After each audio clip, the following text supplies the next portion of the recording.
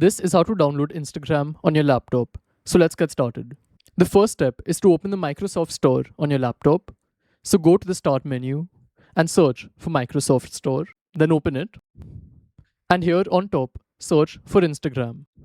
Then select the first option and over here, click on Install. Then open it. And as you can see, we've reached the login page.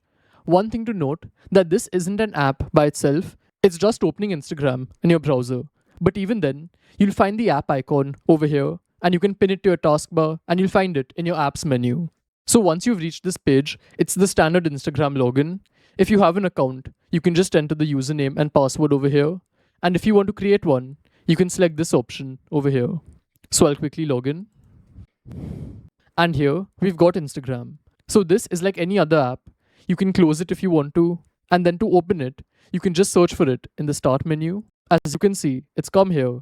And if you want to pin it to your taskbar, just right click on this and select Pin to Taskbar.